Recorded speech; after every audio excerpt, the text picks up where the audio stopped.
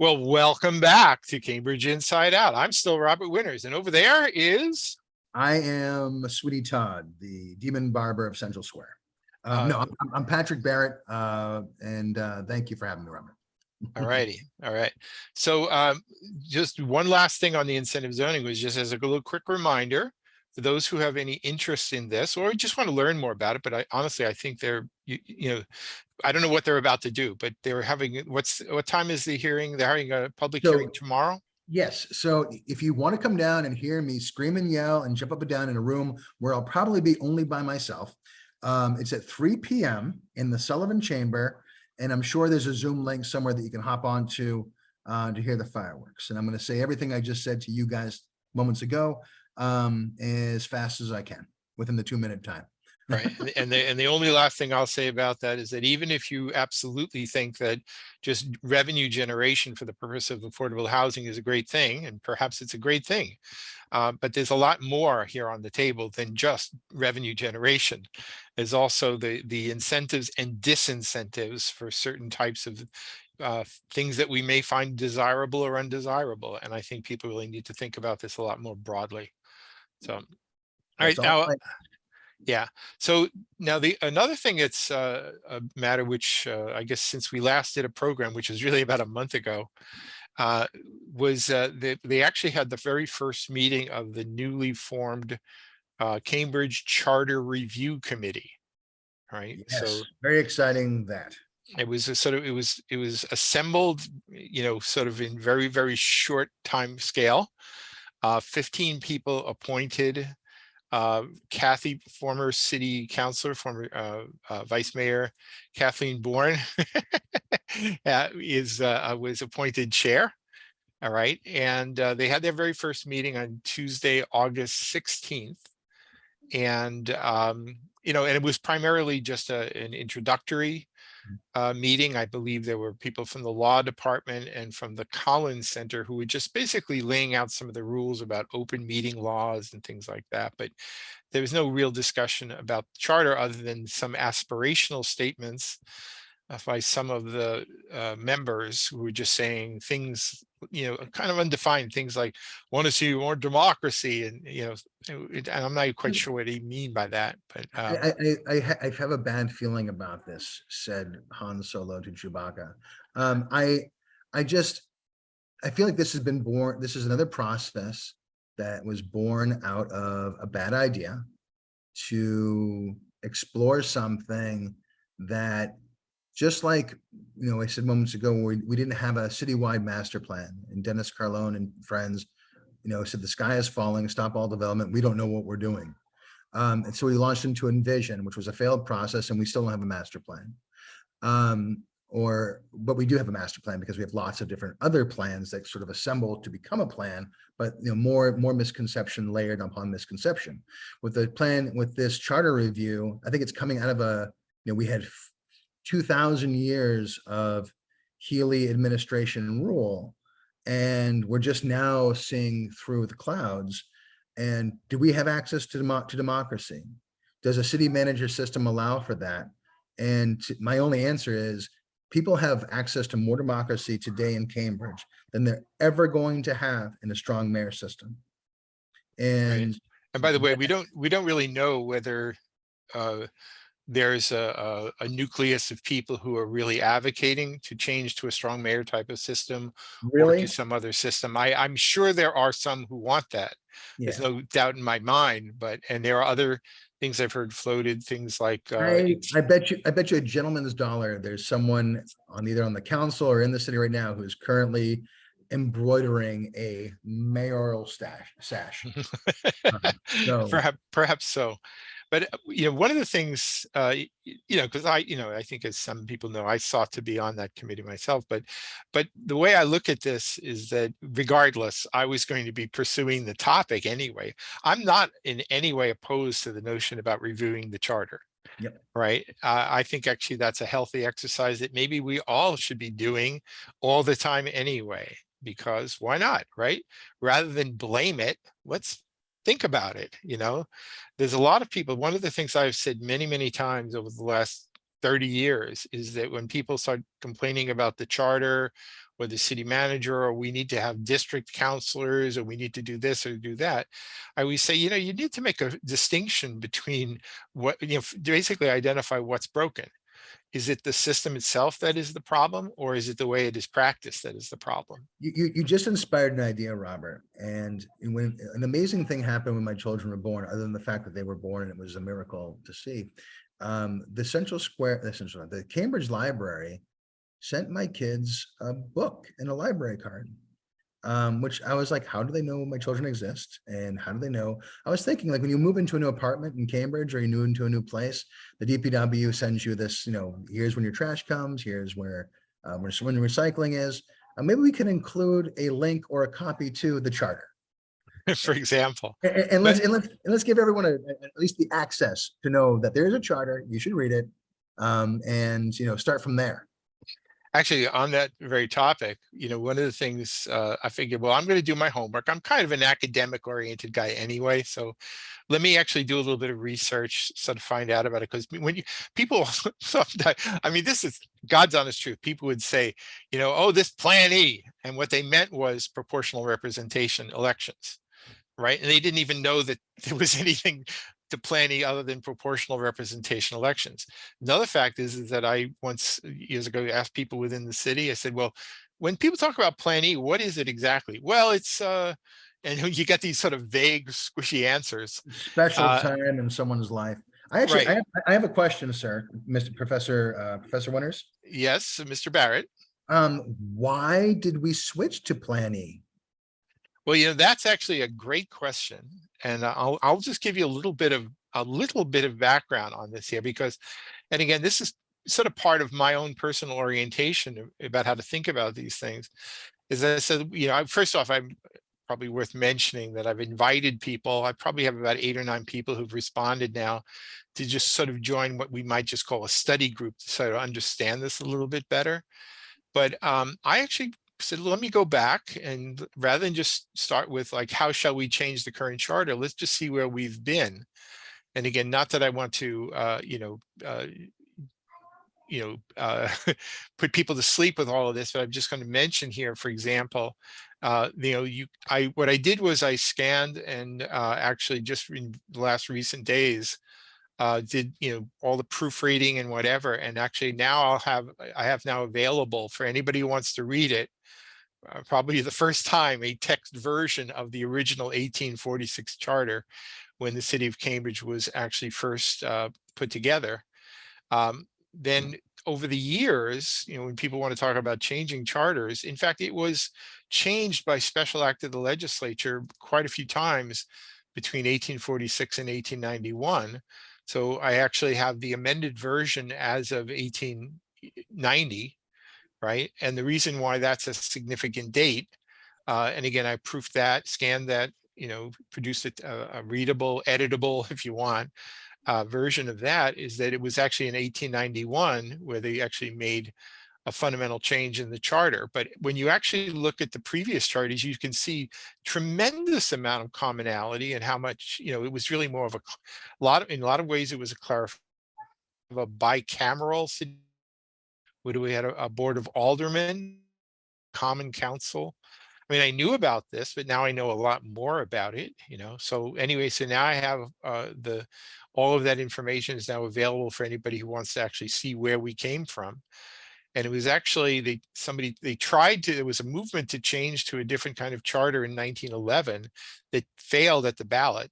But in 1915, around then was when the Massachusetts legislature said, well, this is crazy stuff, where we have all these different cities and towns coming to us with all these different charters.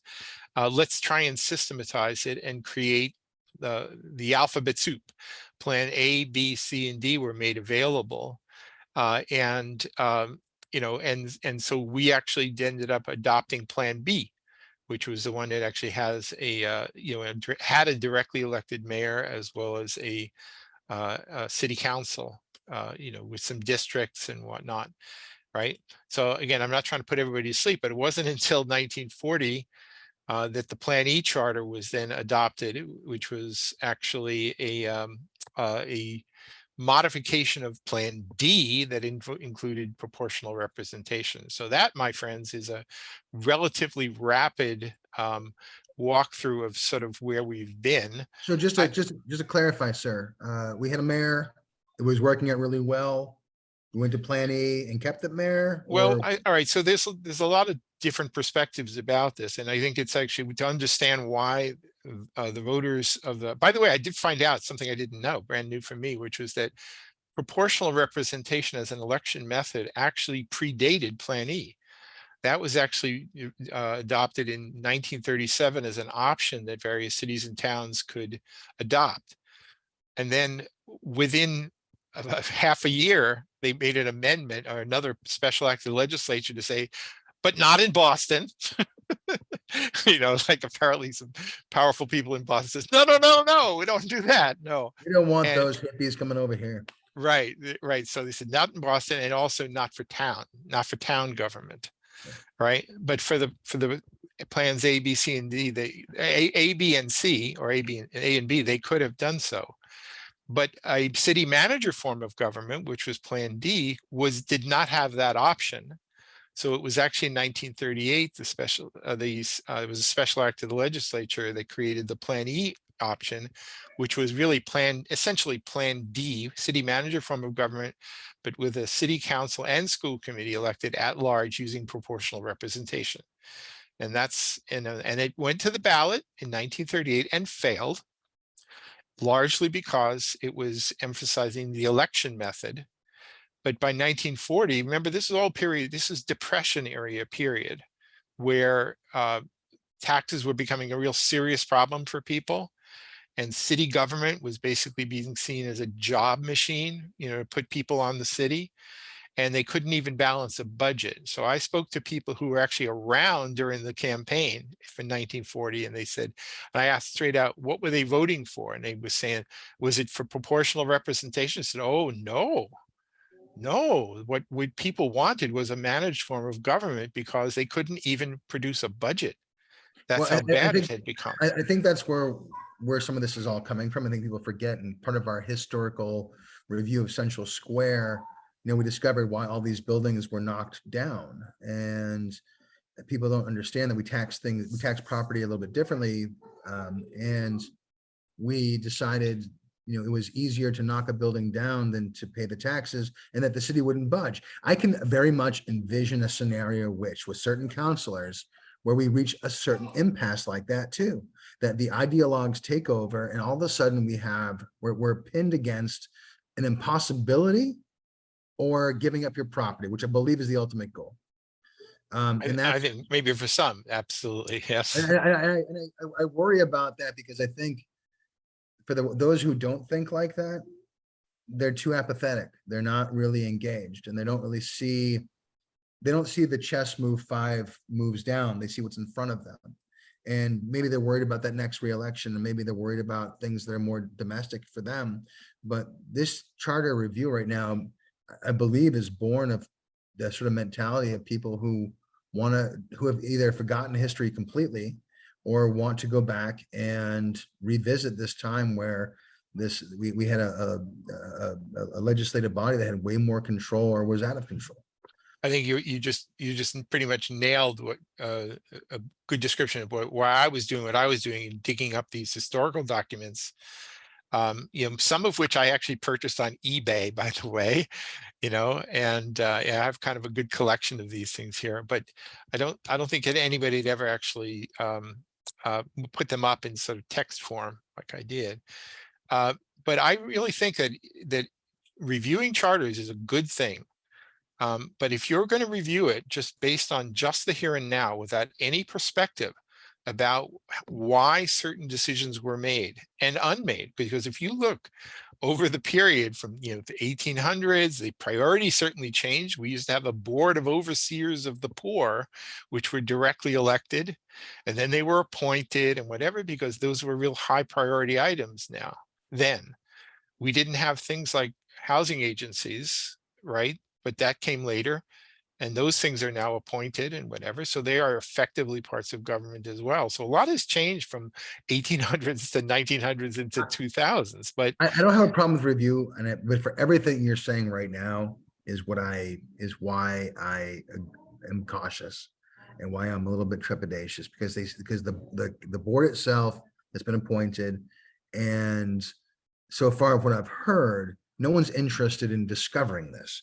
No one's interested in unraveling how we got to where we are, which to me is just a very dangerous precedent to set, and also an important process is being yet again in Cambridge being launched somewhat half-assed.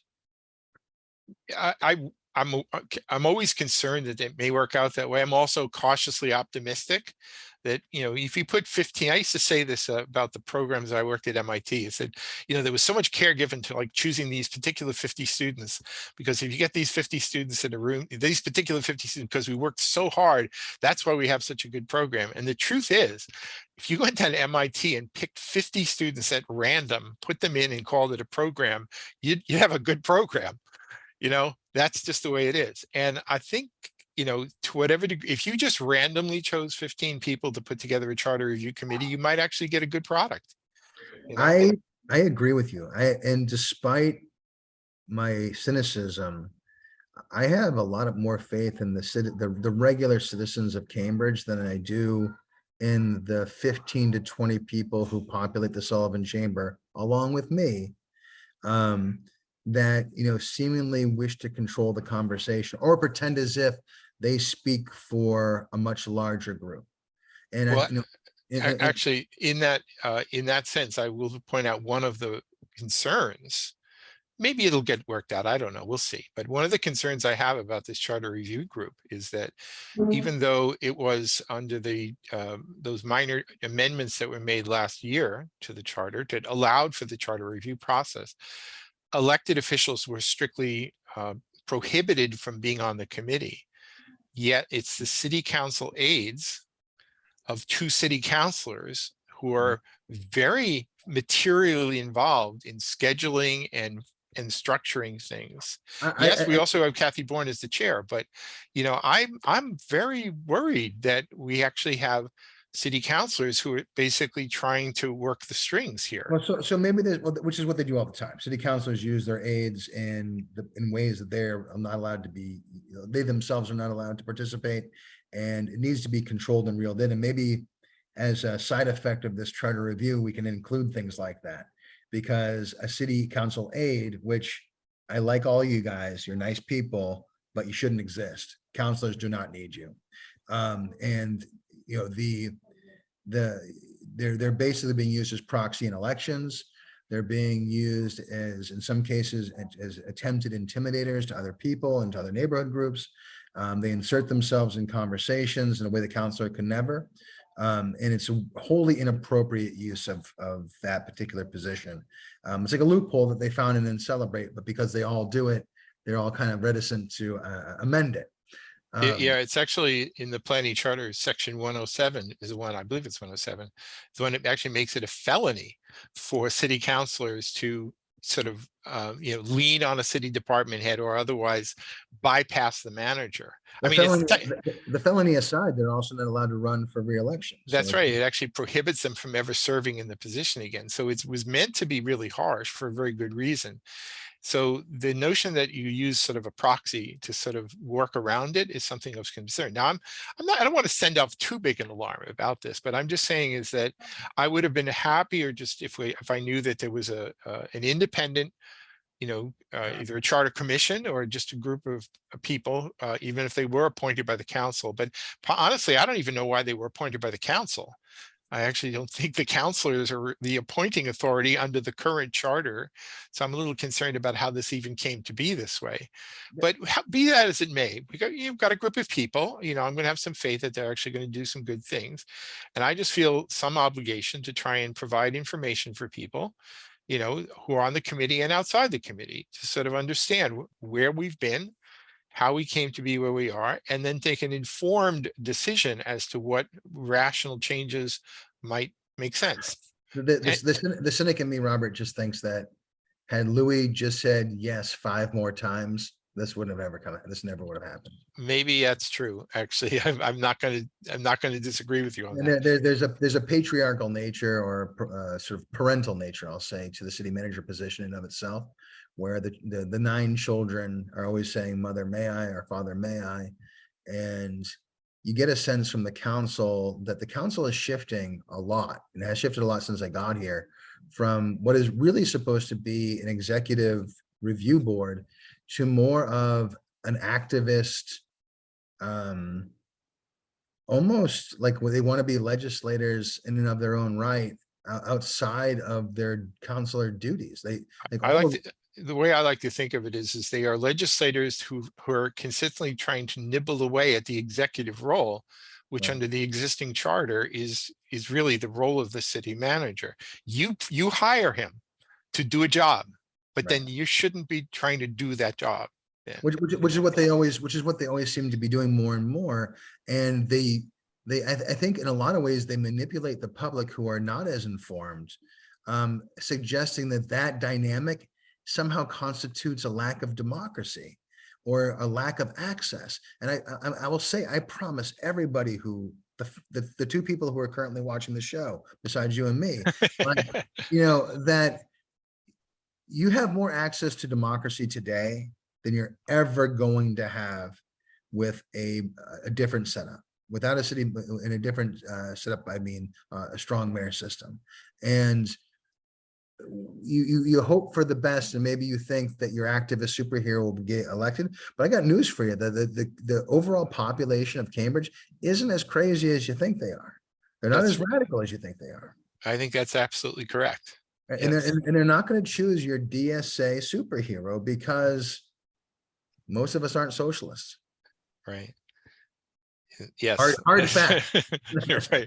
Hard fact. By the way, there are some things, but just to amplify what you just said, one of the more positive things about the at-large system of councillors elected via proportional representation, even though I'm not so sure it's been working super well lately, is that in principle, if you had district councillors, for example, and you didn't like your district councillor and he was a schmuck, you kind of have no other options. Whereas with you have 9 at large, basically every councillor is your councillor. So Right. if you can't make any headway dealing with an ideologue of one sort, you can go shop around, and Well, you I can think find councillors who are maybe more like-minded. the problem with the shopping around, Robert, is like I've been down all the aisles of the supermarket and it's slim pickings. Well, Um, this is a general problem with elected yeah. positions all around, though. I mean, and again, not to go singling everybody out here, but there's not a lot of incentive for a lot of people to go look into being an elected official these days. No, and And it gets nasty, and people are just a little bit crazy. I mean, I remember some candidates a few years back. Like, remember that young kid who had he said something shitty in a list in a chat room. It was I think it was racist, but he was he had changed. He was like a teenager, and right, he basically had to go dig a hole and hide in it.